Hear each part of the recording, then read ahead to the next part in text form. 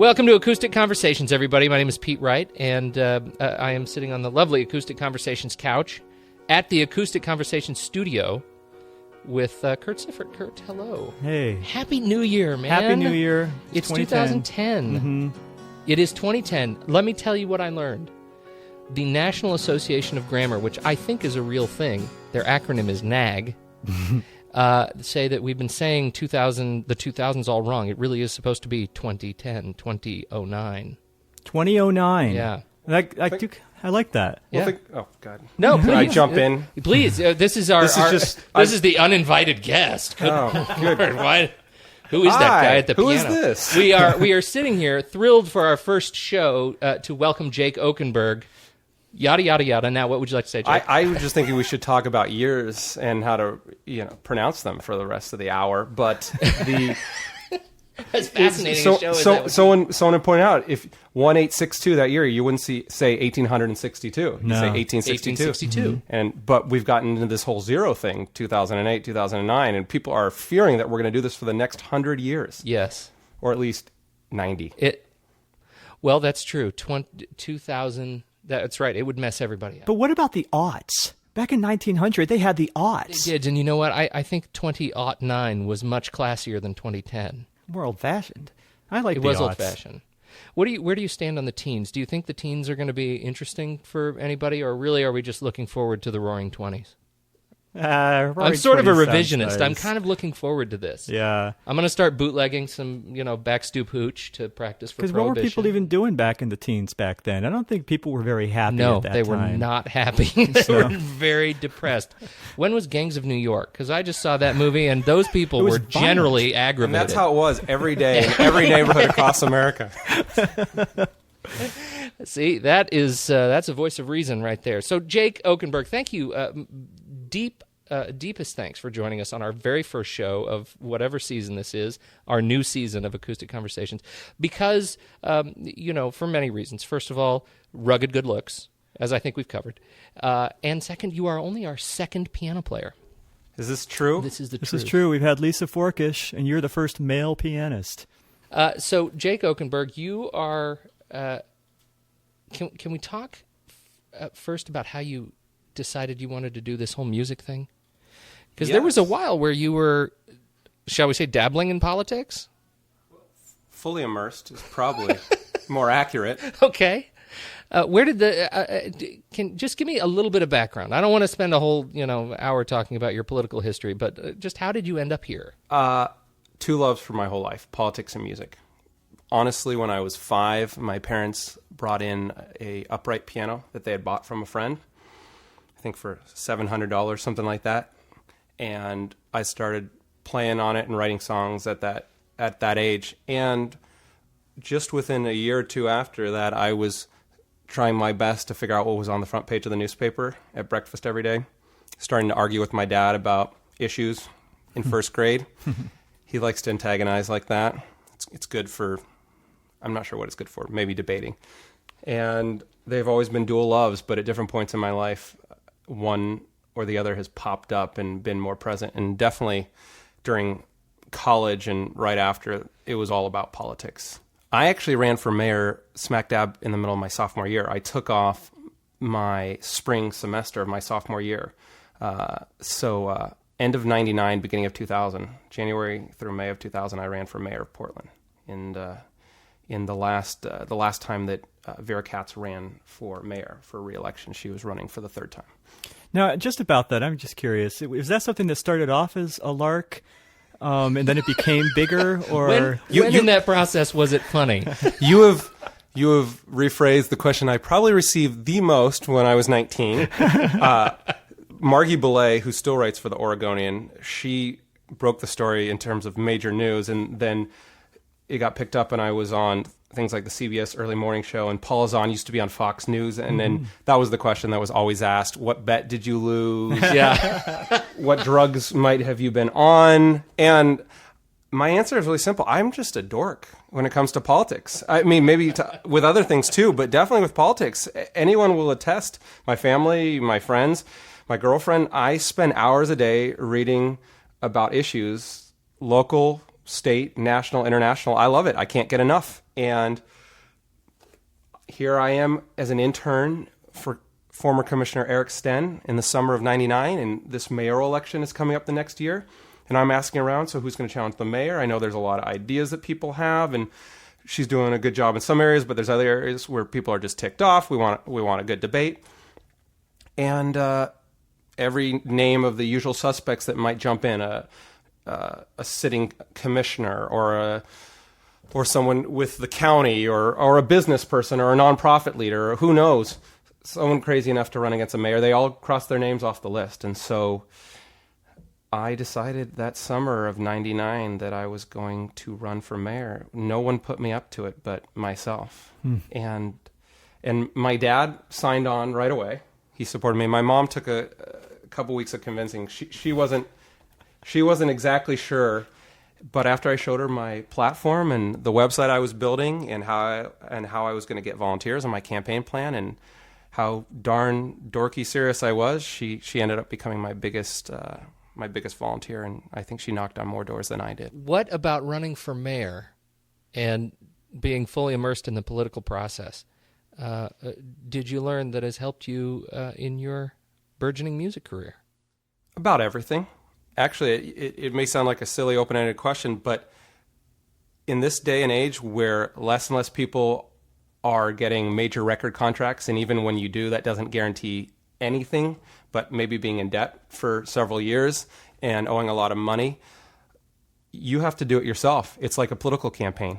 It's door-to-door canvassing. It's figuring out some clever, creative way using all sorts of media, from the internet to, if you can get on the radio, if you can get on TV, to live appearances, getting your message out. It really is true. It's no different. And in fact, as I've seen my friends who have been successful, or those who have been close to being successful, or at least enjoying themselves, some bands that have been signed by major labels, those who have had some success licensing their music, they work at it and they treat it as a job and they treat it really seriously. They enjoy every minute of it, but it's a lifelong campaign. Actually, it's a lot harder maybe than running for mayor because you can't really stop. But Now, you have one EP out that's your solo EP. And that is called Far From Home. Far From Home. Actually, I take that back. That's the first single. It's Find Love. Okay, Find Love. Okay. I do that all the time. To make you rethink naming that EP? I should have just gone with the first single. Yeah. But whatever. Your second is not out yet. No, but I brought you an embargoed copy. Oh, wonderful. You Much two love. get like the first press. Oh, that's wonderful gift. We love those kinds of payola. It It's still huge. exists. It's huge. It's amazing. It's like tickets to New York City in front row at Madison Square Garden, except it's a $5 CD. Not to overinflate the point, but and then you are also a part of the Retrofits. Absolutely. God bless the Retrofits. Let's talk a little bit about the Retrofits before we kick into our first song here. How long have you been with Retrofits? Tell us a little bit about that. So the Retrofits were and are a project between my good high school friend George McCleary and myself. We started that in 2002, December 2002. We had just both arrived back from foreign lands, in this case George from Australia, me from Los Angeles, and we decided to start a group. He played me a song he wrote, I played him a song that I wrote, and we decided it'd be a lot more fun to join forces. And so that's what we've done in earnest since 2002, 2003, playing all around the country, having a great time here in Portland, and basically just doing pop, fun music, acoustic guitar, piano, with a backing band. So you're touring actively right now. We with are. the Retrofits, as busy as you are. And then over the last year and a half, it's actually been a transition. The Retrofits are still playing, but not nearly as much. George either has the worst case of writer's block or just... actually, he writes great songs and then just wants to throw them away all the time. You actually probably know people like this who come up with something really nice, and then it's like, I'm just going to sit on this for another few years. So I've actually been privy to some amazing songs that George has written that he just will not put out into the public sphere. So while we're working on that, I've been continuing to write my own songs and putting them out for people to hear. And And that's where the solo project under my own name, Jake Oken-Berg, came. Well, I would very much like to hear one of these songs from the go solo for it. project. So what are you going to play for us? Well, this is something that I just posted online. It's called Come Down. It's going to be the first single off my new album. It is off the album Out the Door.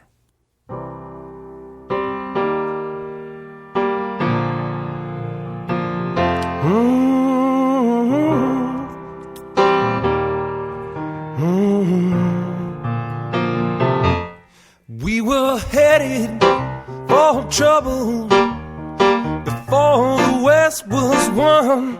Now I'm seeing double as our best comes undone. Oh, you knew what was going around.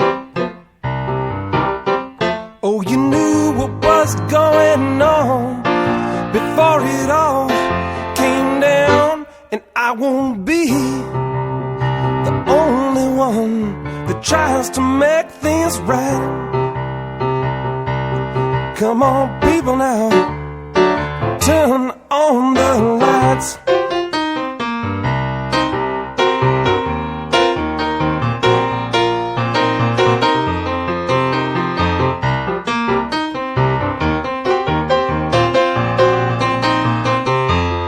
We were dreading the future, even though it's not done. Are you headed there for sure? Are you gonna turn and run? Oh, you knew what was going around. Oh, you knew what was going on before it all came down. And I won't be the only one that tries to make things right. Come on, people, now, turn on the lights.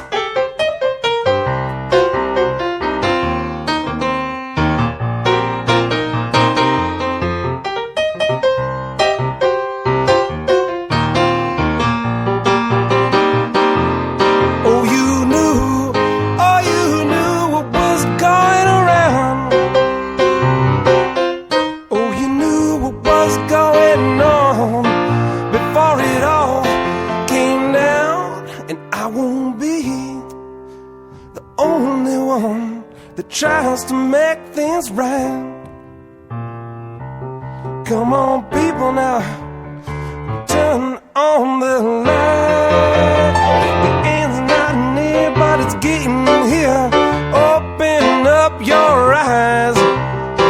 Leaders and deceivers in the war, cheerleaders, love your distracted minds.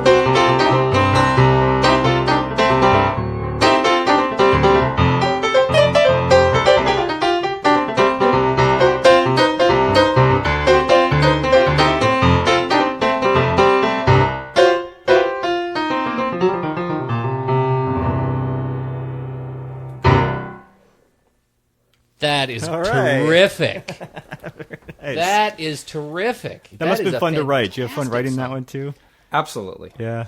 The previous album, the one that's out right now, Find Love, was a little more singer-songwriter with slower songs, which was purposeful. It was about finding love in all sorts of ways, from someone special in my own life to how do people just find that at all, because there's a lot of sad things in the world too. And then this album has a couple of those singer-songwriter softer songs, but I wanted to put on a jazzy up-tempo one. I just had to. That's something I've always had fun with, and I had to get back to my roots. When you write songs like that, do you conceive of them as an arranged tune, like with the full band, or do you really do you write as a singer piano player? Now I think of arrangements. In fact, almost to the point where, as I've done a couple solo shows in the last few months, it's been tough to make the switch, because I played solo on the piano for the first 20 years of my life. and then started playing with a band with the Retrofits. And with my solo project, I have a full band as well. All the songs are fully orchestrated, and when I play at Jimmy Mac's and when I'm going to play at the Aladdin soon, we'll have a full band, 6-7 piece. And I actually have to reprocess the song when I go back and think about how I'm going to do it solo. There's subtle differences, but you can actually get away with a lot more when there's a whole band playing. Now, is that one that, as you were writing it, did it come together quickly, or was this one of the more drawn-out ones as you were writing it? I would say, see, now you're actually asking me to delve into how I write a song. I have no idea how I write a song. I think it was one of these where I usually play around, just improv, and I think one day I was saying, if I didn't just start in just straight blues, but actually did it more kind of gospel style,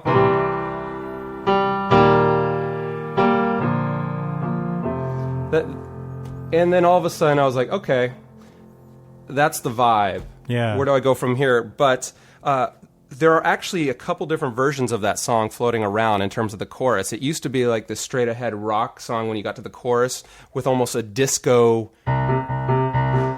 which was cool. But then we got into the studio, and my co-producer Rob Stroop at 8 Ball, he just said, let's just strip this down and let's just make it straight soulful. And I didn't even end up playing piano, and I played a whirly, so it was cool. Since you brought it up, let's talk about how you write your songs in general. I sort of feel like my first thought when you said that, you were talking about Find Love, and those songs were a little bit more down tempo and soul searching. Is that out of intention as you were building the album, or is it out of some sort of development path that you were on as a songwriter? Yeah, it's an interesting question. I'd say it's a little of both. Without a doubt, there were a series of quieter, frankly, more depressing songs, like What Goes Up, with the following line being Must Come Down, that didn't make sense for the Retrofits, where we were doing up-tempo, breezy acoustic pop rock, just getting people dancing. And I knew until I had an audience, say, sitting, having a glass of wine in a quiet atmosphere at Jimmy Mac's, with me at a grand piano, maybe a cellist or a violinist, it wasn't going to make sense. You're not going to slam them with one of those up-tempo tunes. And so several of the songs had been working their way through the musical process for several years, some cases about 5 years.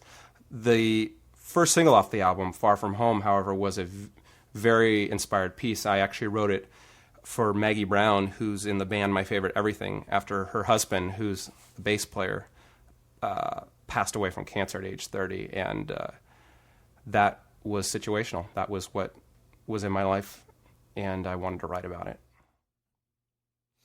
The whole process of turning those sorts of emotions into such a public sentiment through music is sort of heartrending. How have you learned to deal with feedback and critique on your music as you put those kinds of things out there? Well, luckily I completely separate the two. I can write a song that has a lot of meaning behind it, and it still isn't that interesting. So, I mean, honestly, I separate the two. And one of the things we were talking about before the tape started rolling that I've tried to do is surround myself by a couple people who are writers themselves to give me feedback on the most basics. You need a bridge in there. It's way too boring. Or, wow, you're getting long-winded here. Do you really think people care to listen to you for 6 minutes on the song? Cut it in half. Basic stuff like that, just so I can get my songwriting more crisp, more catchy. And a lot of times I'll start with a passion draft, which will just be pouring my heart out after something sad or something inspiring. And then I'll have something 95% done, but the last 5% is what's important, which is chopping the heck out of it in the studio or working with a co-writer or a co-producer, getting it orchestrated much, much tighter. I love that term, passion draft. Oh, that's really good. Yeah, it's like everybody I talk to, they as they get more involved into the songwriting, they start to develop their own kind of lingo. language, their own lingo about their process, and that's the first time I heard something like that. I stole it from my writing background because I studied fiction in college, and that was a term that a professor used, which is before you start editing, which you have to do over and over again on anything you write, whether it's short fiction or long fiction or poetry or anything, you write your passion draft. And for me, writing didn't work because I was incapable of even writing a page without starting to edit myself. But for some reason with music, I can go with it in the moment, get it all out, whatever the emotion is or the emotions that I'm trying to convey, and then record it, listen to it 2 months later, and begin to more dispassionately start to carve it up, tighten it up if need be. Every once in a while it comes out right the first time, but not very often. Well, one of the things that I'm curious about, this kind of goes back to what we were talking about before the first song, is that you must have had a transition point, between the politics and getting into the music. And you're doing music full time at this point, aren't you? Yes. And tell us about that switch. Like, what was going on in your life? What made that happen? I'd like to say it was just a horrible bad breakup or just I was really disgusted with politics, but honestly, it was neither of those things. I actually was working for U.S. Senator Ron Wyden a few years ago, and it was right after his party took back control. So that's the time everyone was trying to run in to work for someone because, oh, wow, you could actually get a bill passed. And I realized that I was having more fun personally. The office was great. The work was great. It was only going to get more interesting. I was having more fun writing songs and listening to other people's songs. And I thought if there's ever a moment where I can possibly live frugally and explore my music and travel a little bit and listen to a lot of people and get better at this craft, it's now. And that's just what hit me. And so I left my job. The giant metaphorical cane comes out and drags you off the political stage. Right. At age 25, age 26, now is the moment. If I have a family someday, or if I just have more than one dog, it's not that easy to get out and tour. It's not that easy to spend hours a day listening to other people's music or meeting with them and getting great ideas if you've got other responsibilities. So I did something very self-centered, which was I said, I'm going to just focus all about this one passion that I have right now, and I'm not going to divide it with anything else. Self-centered. I mean, if there's one lesson that comes out of politics, that's the way to get your business passed, right? Well, you got to be a little ambitious. But and I won't lie that there's a beauty behind music. Unlike politics, where you always have to get 50% plus one of the electorate. You always have to find a way to communicate with the masses. With music, in fact, it's almost better if you're not trying to dumb things down. Not that that's always done in politics, but frankly, sometimes it is. It's better if you're trying to find something unique, or at least really exciting, or at least really meaningful. And heck, if you get 2% of the population in the U.S. alone to like your stuff, you're multi-platinum. So that works for me. Let's do another song. Well, I think it would make sense for me to play the first single off of the Fine Love EP, which is Far From Home, the song I wrote for the wonderful Maggie Brown.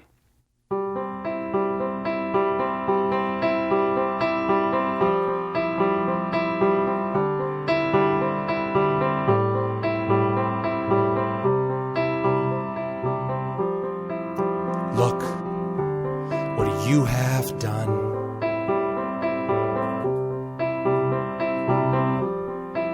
Turn me into someone that wants someone. Everything you want, everything you need, that's alright by me. When you walk, when you talk, when you cry, when you lie down on my bed, it's a song to me. When you're near, I can hear you breathe and it's clear you're asleep without your fears. And you can't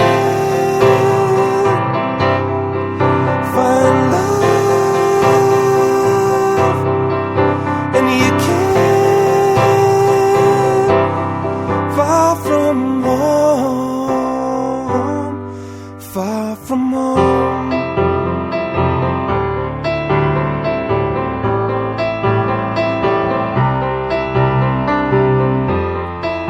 Look what you have done.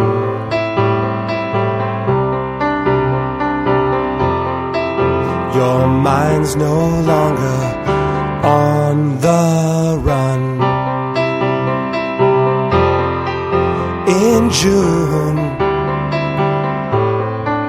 he left for good. The pain you felt, no one ever should. When you walk, when you talk, when you cry, when you lie down on my bed, it's a song to me. When you're near, I can hear you breathe and it's clear. You're asleep without your fears, and you can't find love, and you can't far from home, and you can't find love.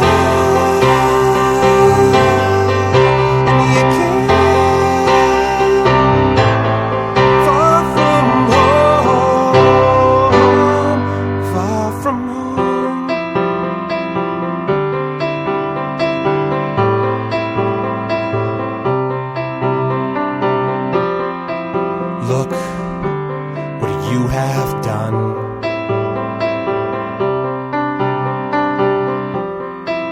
Turned me into someone that wants someone. Let's talk a little bit about the music video. Oh, Was this the first one that you've done? Well, there is a not so hidden retrofits video of Love Letter, which was a silly and fun video that was great, but we did it in a total rush, and I think I look pretty goofy in it. I usually look goofy, but I look goofier. But this is the first real plan it out, work with the film folks in advance, scout out locations, and do something meaningful. And it was fun. It was great. We just released it. Yeah, January. I just noticed January 2nd. For the new year. Hit. No, Yeah. I didn't even realize that it was so. I just felt like I stumbled across it. And Yeah. Hopefully that was purposeful. I'm trying to get from 2 to 200 plays pretty quickly. The thing that was neat about that is, to me, the part that turned out the nicest of the video was this 8mm shooting that we did. Literally, we took this old camera and we did it on film. And it's actually more expensive to do it that way because you have to take the whole film and go through a telescene process and scan every single frame.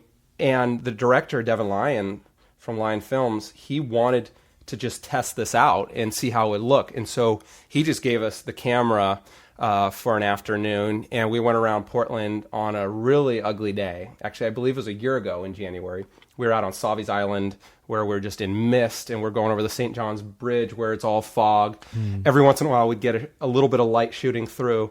And Maggie, who I wrote the song for, was our test subject. We didn't know that we'd do anything with it, and then it turned out that it worked great, and it made it in the video. Oh, that's very cool. It's beautiful. It is a really well done video.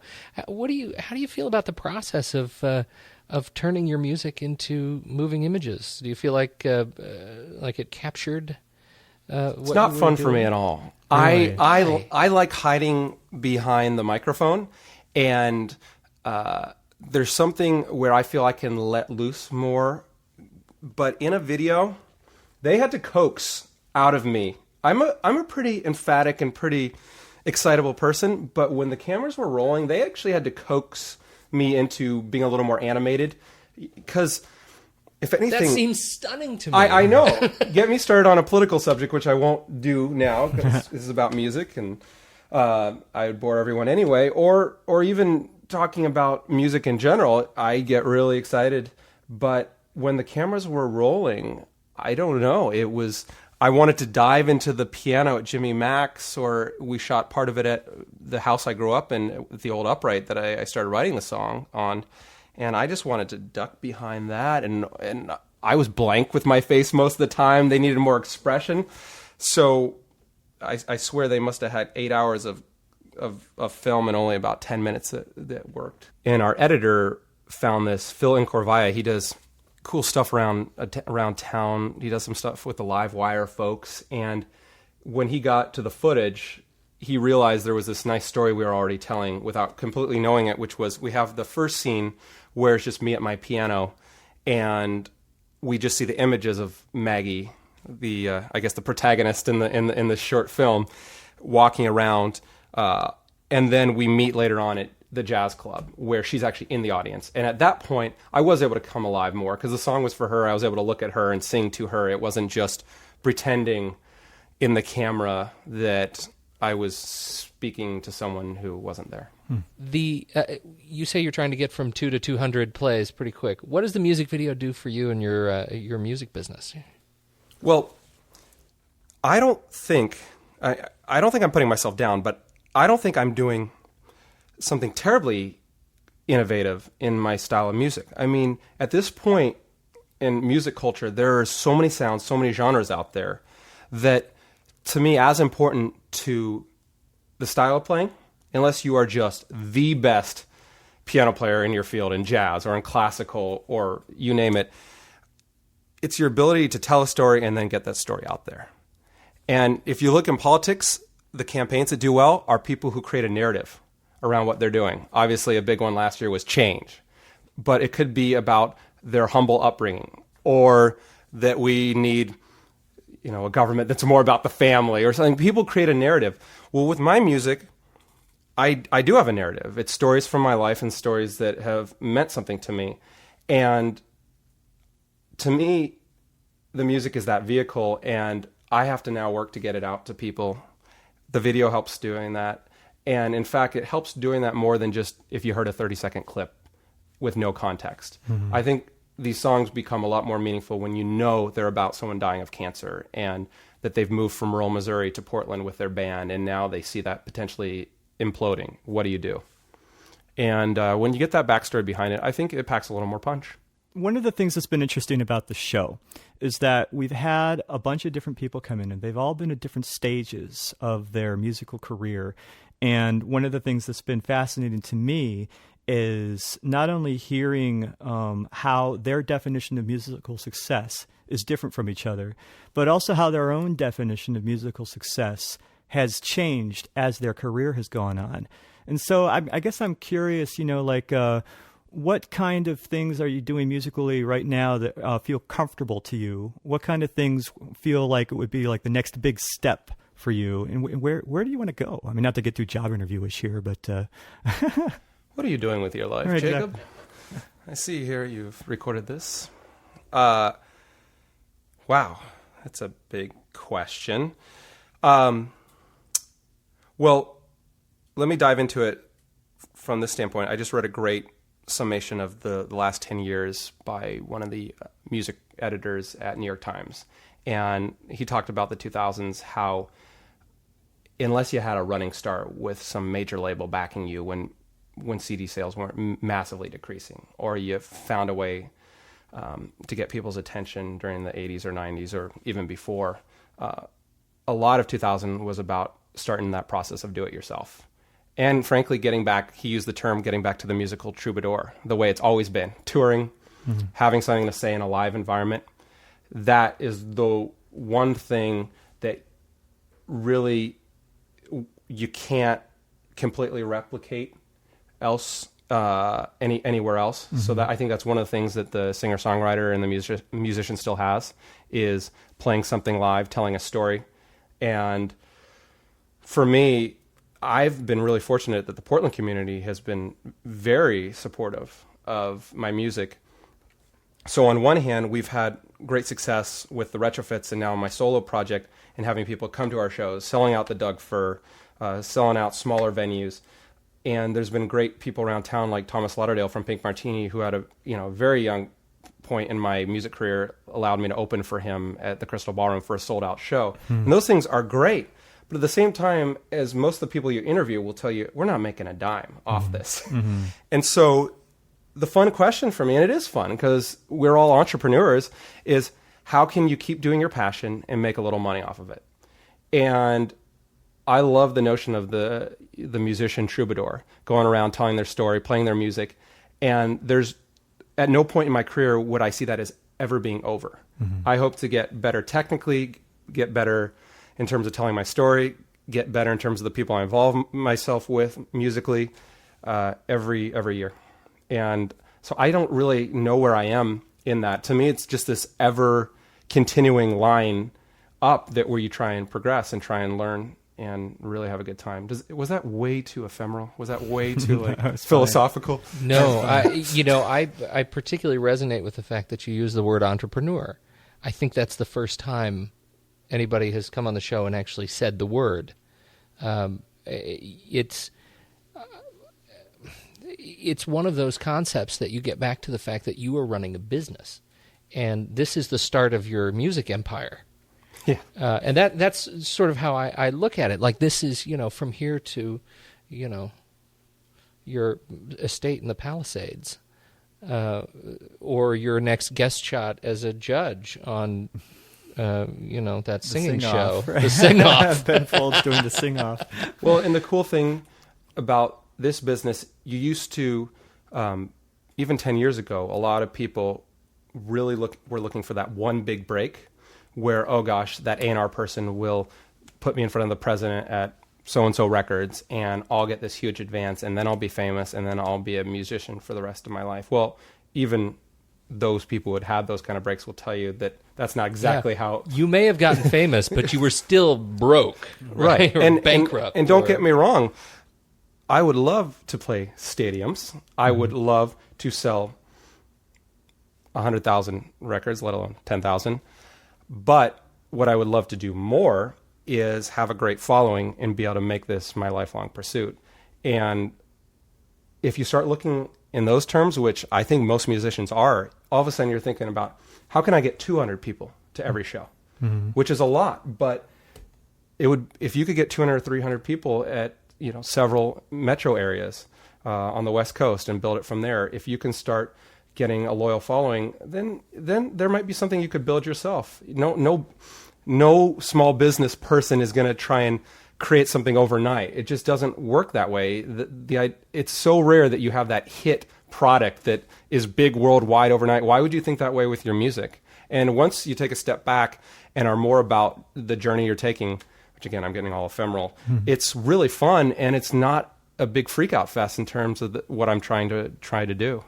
Sounds like you're shooting for success as sustainability. Yes. Is that fair? Yes. That is a really nice way of putting what I just rambled about for the last 10 minutes. There you go. You ramble poetically, Jake. It's a joy to hear you talk about it. Let's do another song. Well, here's a quick one. My grandpa passed away last year. So as I mentioned, the album is dedicated to Baxter. It's also dedicated to my grandpa, who in his high school yearbook wrote that he wanted to be a blues singer. And he never got to be. He actually worked on the docks in the Todd shipyards in Seattle and worked really hard for his family and ended up going to Boeing and doing accounting and was just the nicest grandpa anyone could have, but always let me sing on the car rides with him. And so when he passed away, I wanted to write a song for him.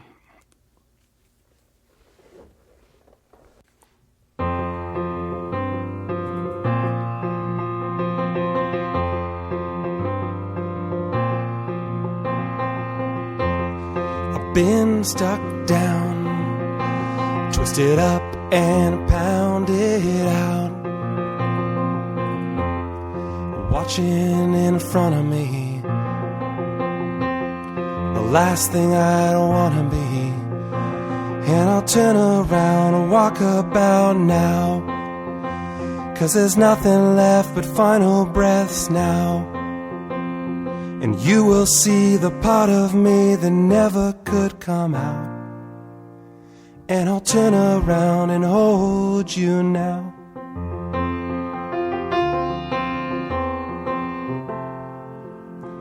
And I want you to be someone else. if only for a day. But there isn't anybody else whose part you could ever play. And I'll turn around, walk about now, 'cause there's nothing left but final breaths now. And you will see the part of me that never could come out. And I'll turn around and hold you now. And I'll turn around and hold you now. And I'll turn around and hold you now.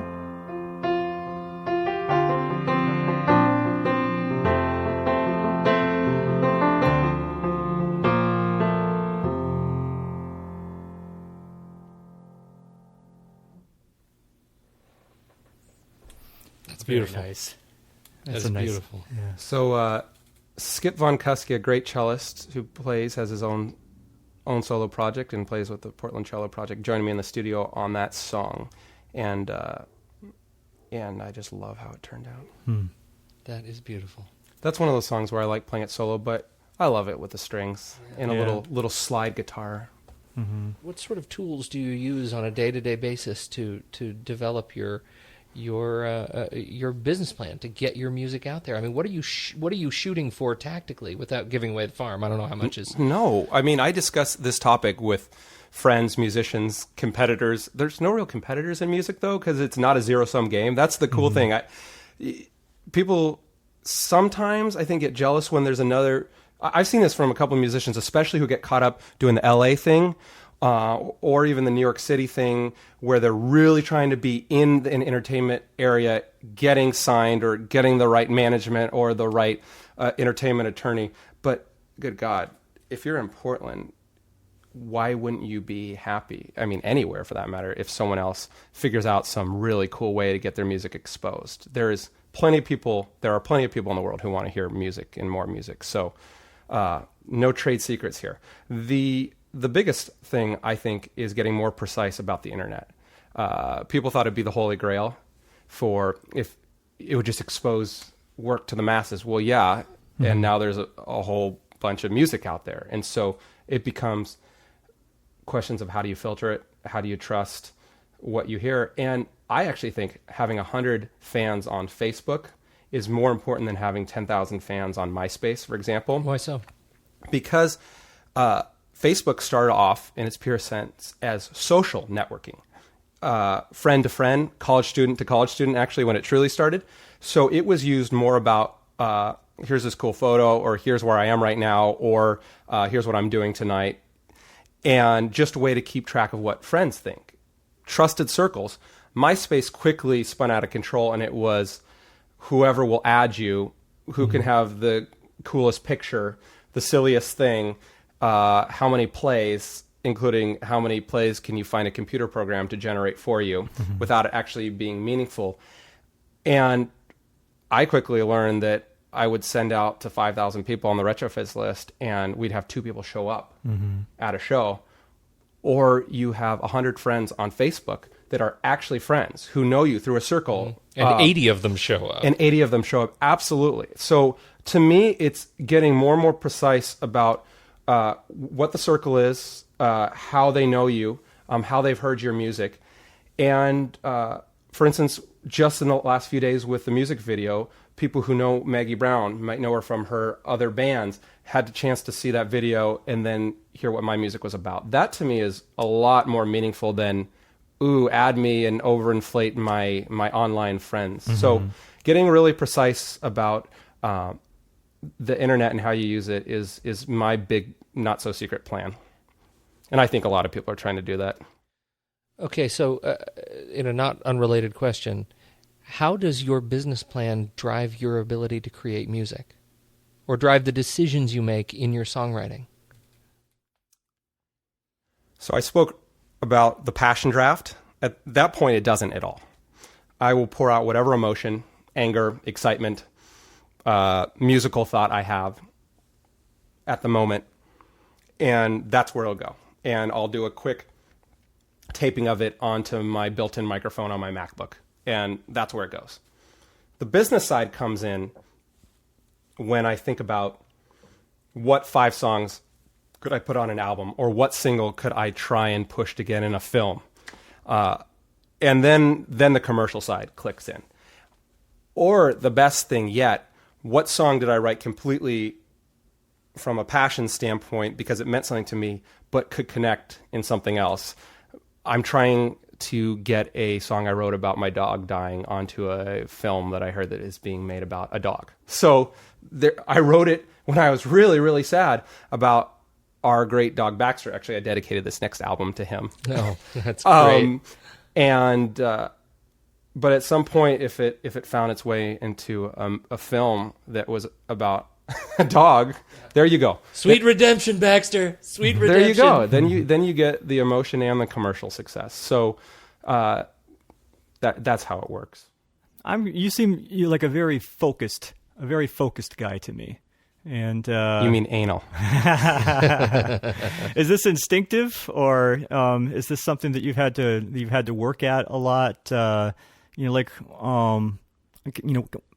trying to think of another way to put it. Like, what sort of tools do you use to keep yourself organized? I mean, are we going to get into like date books? And I'd like to start talking about your song list on the back of an old business card. Yeah, I know, that's awful. No, it's a beautiful and organic use of the tools. So this may be the tension between the politics and the music.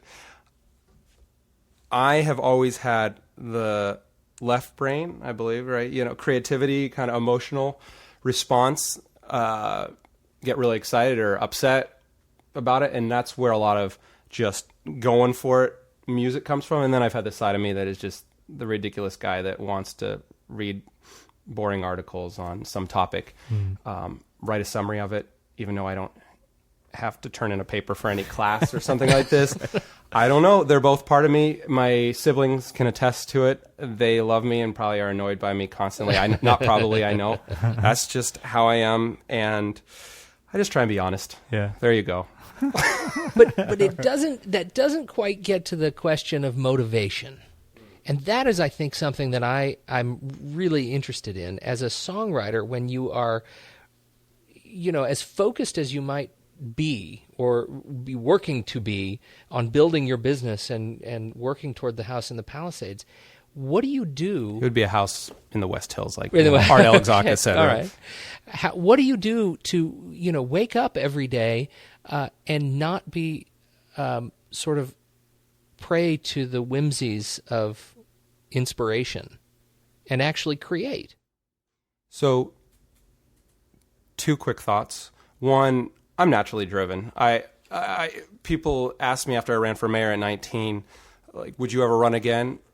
Potentially, yes. I stopped trying to be coy about that. I am ambitious. I am driven. I love to get out there and try things.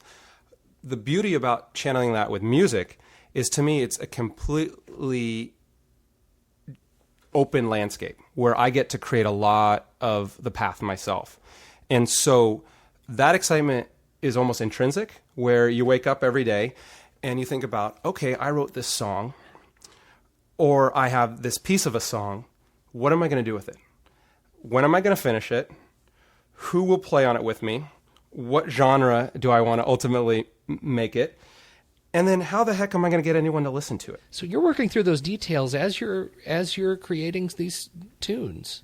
Absolutely. That's what you have going on in your head. To me, it's really exciting. I mean, the thought of playing a song and having it work on stage so that other people feel something, or at least just nod their head and enjoy it, that really gets me excited in a big way. But I should be really clear. It's not if there's 1,000 people in the audience. It's if there's 20 people or 200 in the audience who are really enjoying it. So it's unlike this politics thing where it's all about numbers. To me, it's about getting people excited, and how can I do that? But I'm not as caught up in it's got to be like this commercial sellout thing. You have toured now, what do I understand? 50 cities you've hit, at least, around the world. How do you gear up for touring, for and hitting the stage and getting your songs ready to perform and getting your head ready to perform? What do you do?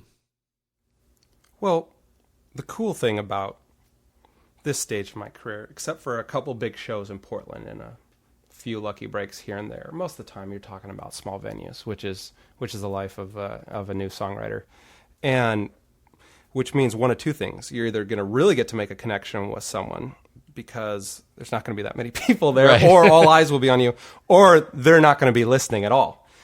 The thing that I've done to prepare actually is less than any emotional piece or any practicing. It's knowing the venue ahead of time.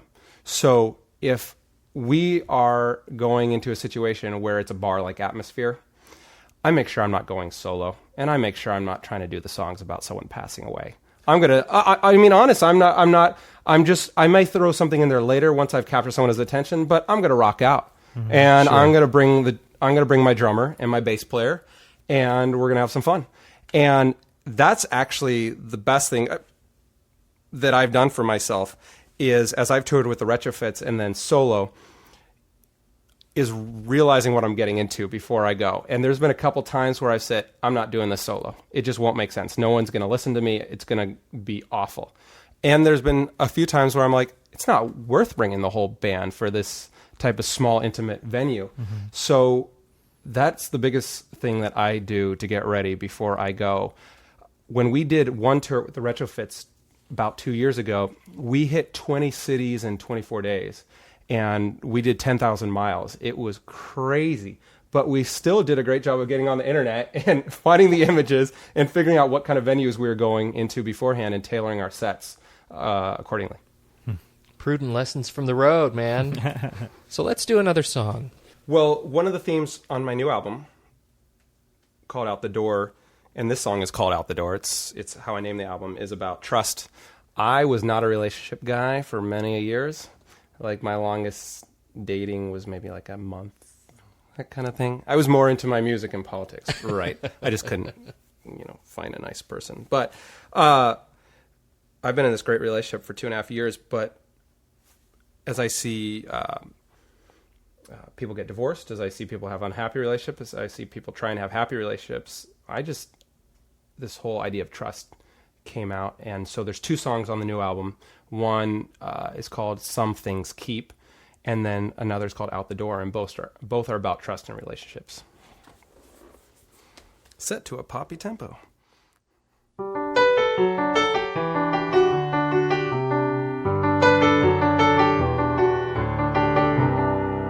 Something is different now. It's separated somehow. I know you knew it couldn't last long. La-di-da, la-di-da. His words are nothing more. La-di-da, la-di-da. We've heard it all before. But you were fine. I'm not heading that way for sure. Now have learned, oh yeah, you can't love with one foot out the door, out the door.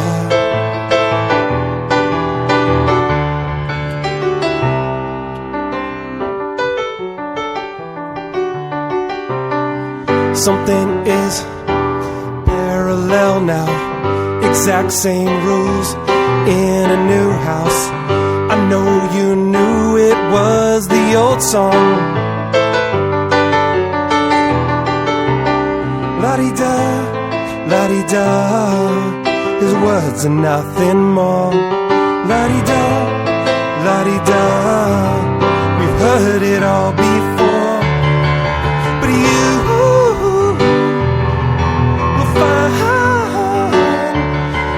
I'm not heading that way for sure. And I have learned, oh yeah, you can't love with one foot out the door,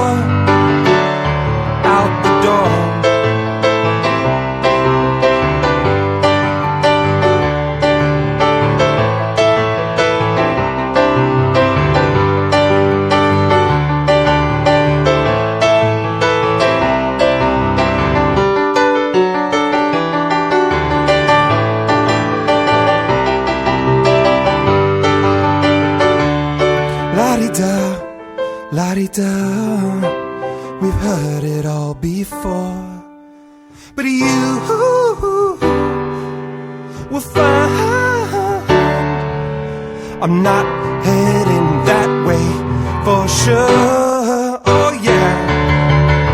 Now I've learned, oh yeah, can't love with one foot out the door, out the door.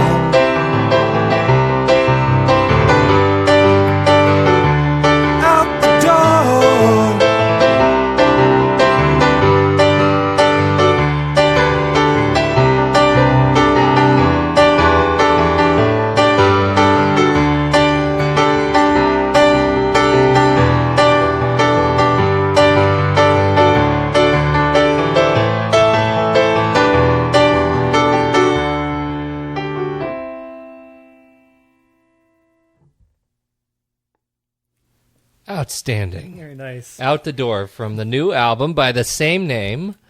That's a tough one to play. It seems it, man. That was a workout. This is this weird tempo that I add in like an extra 2/2. It's like, you can count a fifth beat in there. It's like...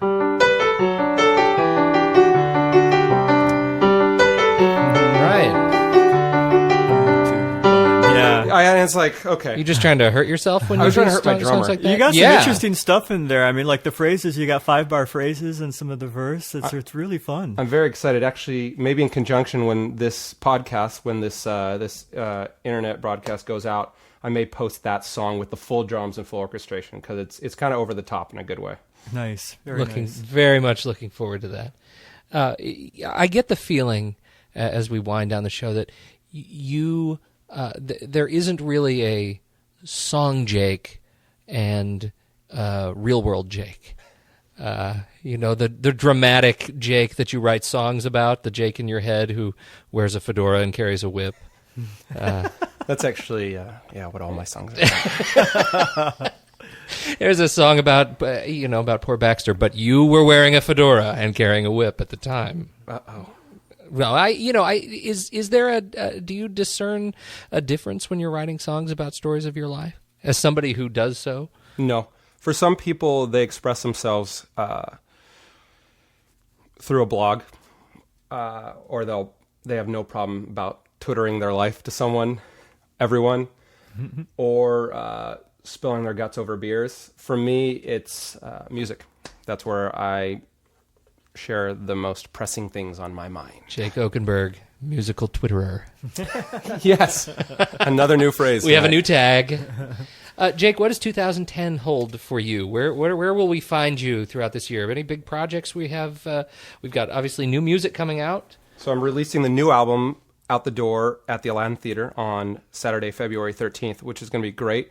Another person you've had on the show before, Justin Jude, is going to be our special guest opener.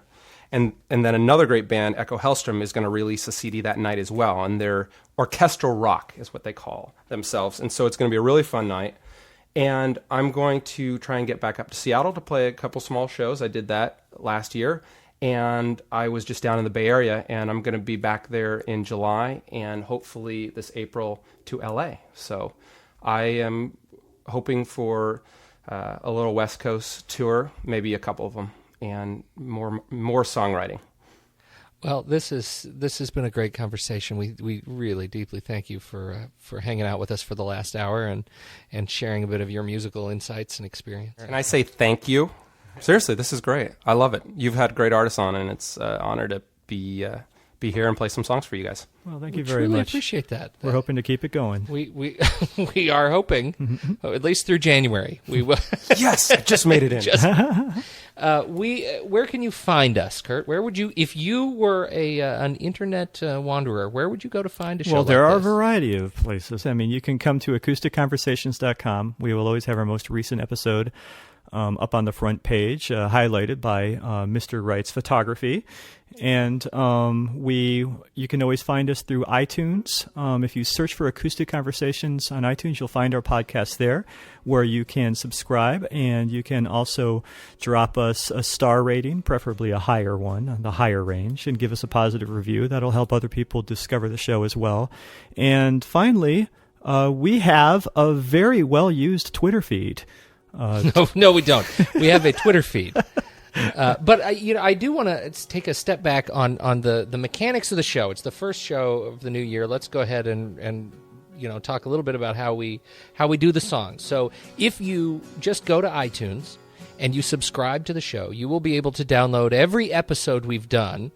And for the most recent 3 episodes, you will also get the individual tracks at a higher bitrate, at that fancy iTunes Plus bitrate. So you get the highest quality of the music you hear in the show, plus some exclusive tracks that we record after the show. That's if you are a subscriber to the podcast.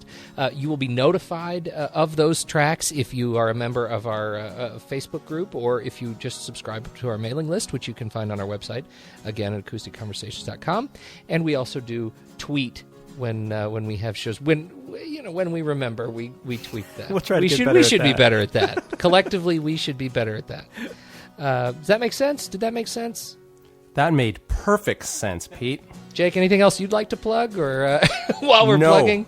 No, nothing. Kurt, thank you so much for again hosting in studio Acoustic Conversations. Absolutely, here. my red couch looks forward to it every week. And on behalf of Dr. Siffert and myself, Pete Wright, thank you so much for listening and downloading, and we'll be with you again next time on Acoustic Conversations.com.